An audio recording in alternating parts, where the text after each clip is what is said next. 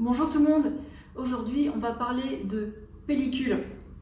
C'est un sujet que je n'avais pas traité sur ma chaîne jusqu'à la dernière fois aux questions en direct où on m'a demandé est-ce que j'avais des infos, des réflexions sur les pellicules, comment s'en débarrasser et justement j'ai des infos précieuses à vous partager.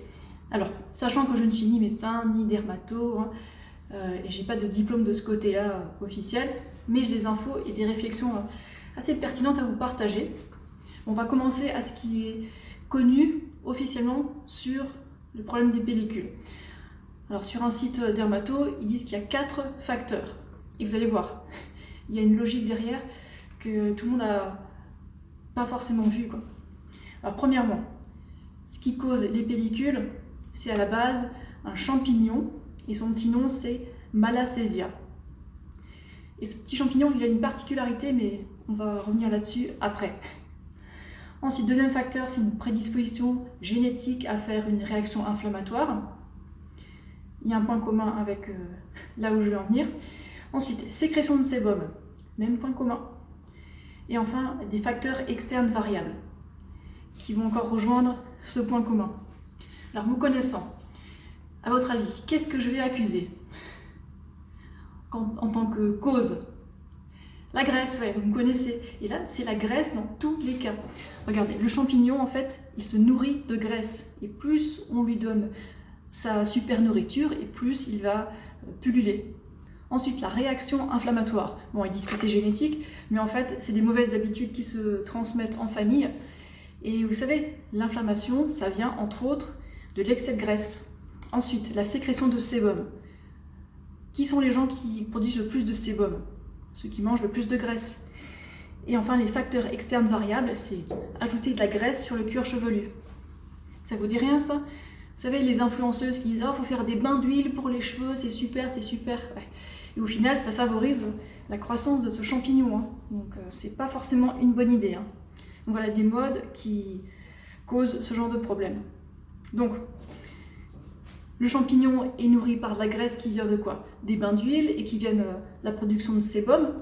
Donc si on veut empêcher ce champignon de proliférer sur le crâne, il faut manger moins gras et arrêter de faire ces bains d'huile horribles.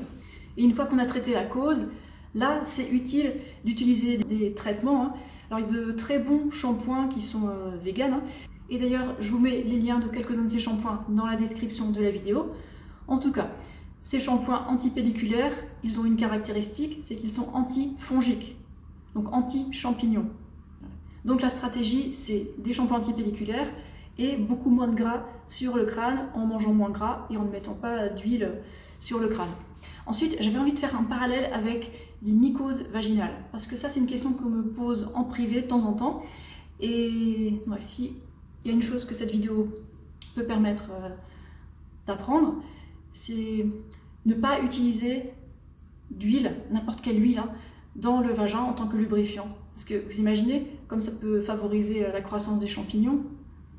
Avec ce point de vue-là, on comprend à quel point ajouter de l'huile qui est 100% graisse peut déstabiliser l'environnement vaginal, qui est super sensible, et où il ne faut pas utiliser de savon, de produits d'hygiène intime, etc. Seulement de l'eau. Et en tout cas, certainement pas de l'huile. Les mycoses vaginales, c'était qu'un exemple, mais vous pouvez faire d'autres parallèles avec d'autres parties du corps et réfléchissez à quel point la consommation excessive de graisse de nos jours peut participer à ce problème-là, ainsi que le fait d'ajouter de l'huile sur ces zones. Je vous laisse à vos recherches, mais en tout cas, soyez prudents quand vous faites vos recherches parce qu'on lit tout et n'importe quoi de nos jours. Et si vous avez envie de tester les approches que je vous propose, je vous suggère de revenir dans quelques temps sur cette vidéo, dans je sais pas, quelques semaines ou quelques mois, et dire si ça a pu vous aider. Moi je n'ai jamais eu ce problème de pellicule aux cheveux, par contre un certain temps j'ai eu des mycoses vaginales et c'était juste après que j'ai utilisé de l'huile régulièrement en tant que lubrifiant, et je ne le referai plus parce que c'est une mauvaise idée. Si vous avez trouvé cette vidéo intéressante, pensez à laisser un petit pouce vers le haut, et on se revoit dans une prochaine vidéo. À bientôt!